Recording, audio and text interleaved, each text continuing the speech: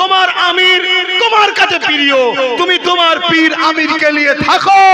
তুমি যদি এদের পীরেদের ঘরে গালিগালাজ করো, এরা তাহলে তোমার পীরকে কাল গাল দিলে ভালো লাগবে তো? তাহলে নিজেদের মধ্যে এখন ঝগড়া করার সময় নয়, এখন সময় তোমার পীর আমার পীর, মুসলমানদের একজনই আল্লাহ, তিনি আমাদের সবার আল্লাহ। তার উপরে আঘাত দিচ্ছে, 7 দিনের উপরে আঘাত দিচ্ছে, তার কোরআনের উপরে আঘাত দিচ্ছে, তার ইসলামের উপরে আঘাত দিচ্ছে।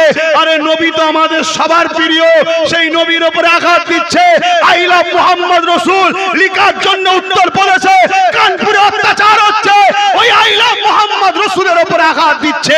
এই জায়গায় দাঁড়িয়ে থেকে তোমাকে আমাকে ভাবা দরকার, দুনিয়ার রাজনীতির স্বার্থে আল্লাহ যদি ভুলে যাও তোমার উপরে লানত হোক, দুনিয়ার রাজনীতির স্বার্থে নবী যদি ভুলে যাও তোমার উপরে লানত হোক, দুনিয়ার রাজনীতির স্বার্থে মসজিদ মাদ্রাসার যদি দুশমন হয়ে যাও তোমার উপরে আল্লাহ লানত হোক। রাজনীতি করছো করো, সমাজনীতি করছো করো, ব্যবসা করছো করো, কিন্তু আল্লাহ ও রাসূল দ্বীন ইসলামকে ভুলে নয়। ঠিক না বেটি?